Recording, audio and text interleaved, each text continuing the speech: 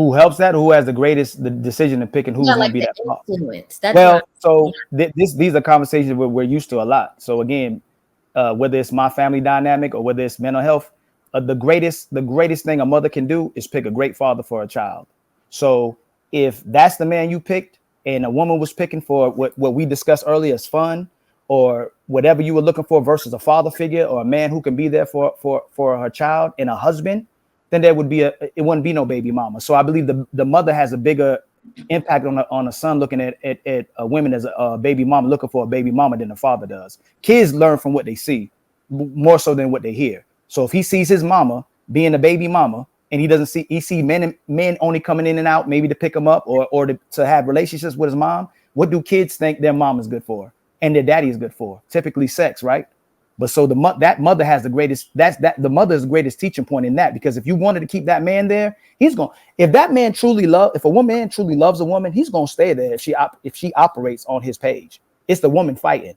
I ain't never met a man who truly loved the woman who's going to push away from a woman. The woman pushes away from that man when she don't want to serve him. That's the thing. When she thinks she's the man, she loses that man. So the greatest thing that a mother can do is first get a husband and then have a child, and then it'll reduce the chances of a father or a kid talking about what a baby mama is. Because my son might be talking about baby mamas one day. People on this panel may talk about baby mamas one day, and it could be from marriages, from divorce. So But to me keep and from his dad were married. That's what I'm saying. Like and me so, and and, we was right, conceived you out of said a y'all were married, so right. you picked his father. You had the greatest decision is picking his father. And then earlier when we discussed what a husband was, and which happens on this panels over and over again, women don't say they're looking for great fathers. Women don't say they're looking for great men who can establish brotherhood and who cares about the community, who cares about the elderly, who cares about humanity in general. They always talk about his height, how much money he got, what he can bring to the table. If he has a business, it has nothing to do with being a father or being a great man. So the mother picked exactly what that daughter and that son were going to get as a father. The mother has the biggest impact on what that family dynamic is going to be. I give you That's what another As far as example. day-to-day influence goes, I agree with what you're saying. But like my son, because he's comfortable and he sees me, and my parents are married and he's around them, he sees examples of marriage, family, and all that stuff. And I'm very protective over my children. So I don't bring anyone around, like men, as far as like dating and stuff, around my kids.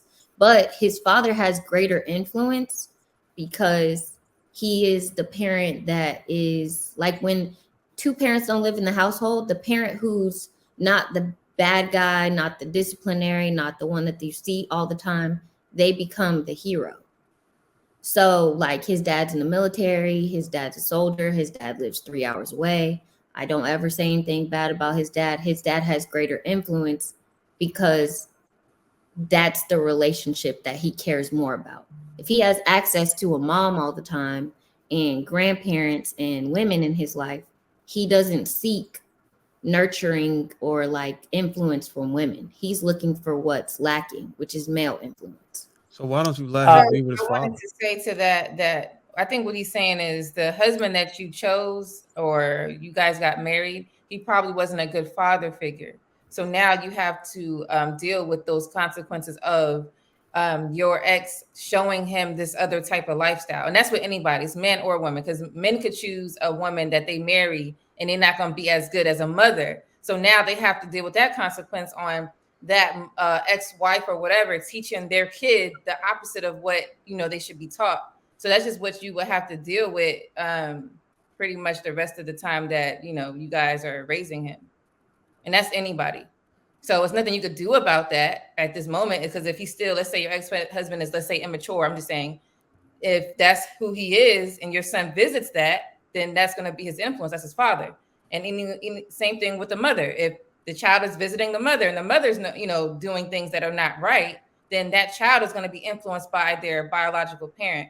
So picking better just means picking a actual good mother and a good father, regardless if the marriage works or not. Because it wouldn't matter if you're visiting, as long as the person is good, that the child is visiting somebody good, that the location, all that don't have to, there's nothing to do with that. And with all due How do you hold respect, on? Wait. Let's be for real though. Like, because at the end of the day, we can point the fingers back and forth. How do you know if a person is going to be a good mother or a good father? Until you have a child with them.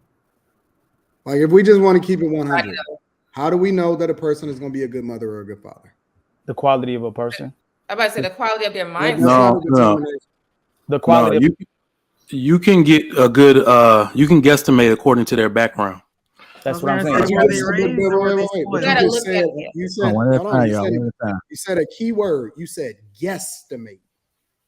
Yeah. How do you know that a person is going to be a good mother or a good father? You don't. You take a risk when you have a child with them. Yeah, there's risk in everything. But you could take a calculated risk or a stupid one. It's your choice. It. I don't take risks, man. I know whether my wife. What? You married? What you talking about? You don't take risks? No, I didn't. I knew my wife was going to be able to be a good mother. Okay, explain. Anton is asking. Explain that. Well, okay. So let me ask you a question, then, Bruiser. Let me ask you a question. You know for a fact that your first wife would have been a good mother, also? No, I didn't even know what a good mother was supposed to be. What you talking about? I'm talking about my wife that I'm with now that I had a child with. I didn't have a child with that woman. But wait. You got married. When you got married, you knew that it was a possibility that you could have a child with her, though, right?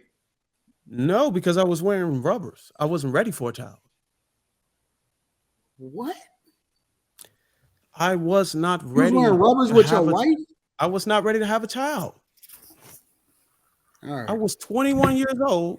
And listen, y'all ask me, y'all say y'all don't want me to make No, I get it. I'm not line y'all questions up that begs explanation behind the decision I make, and then in turn use it against me to say I made an excuse. No. I'm not using it against you. I'm helping further the argument or further the conversation by using it as an example. If you wouldn't it be better to use the example that I have now that I actually have a child in the relationship? Because if you get married to a person, it's till death do us part. I'm married. Despite the fact that whether you got divorced or not. Who said it was till death do us part? Who said that I couldn't get a divorce? You say it in your vows. The altar. Yeah, that's the vows. In your vows. I didn't say that. I just said yes, I do. What did they ask you when you said yes, I do? First of all, I went to a magistrate. He read some shit off, but I don't give a listen. Me personally, I'm not trying to tell anybody to pick up my ideology or my principles. But I don't want to. If I make a decision, that's my decision. I don't give a damn about nothing. No book, no religion, no nothing. And now we asking you questions about your decision, so you can't get. So I married my wife, and I knew she could be a mother, and I gave her a child. No. You just said you went to the altar, and you said you didn't give a shit. He read that some was shit. My your words marriage as a 21-year-old. I was not. Man. You don't. Hold on. Wait. You don't get to absolve yourself of the responsibilities that come along with the decisions that you make just because you were 21. When a chick have a child by a man at 21, we hold that chick accountable and we say, "Well, you picked the wrong fucking man." Own 15 years ago. Listen, absolving yourself.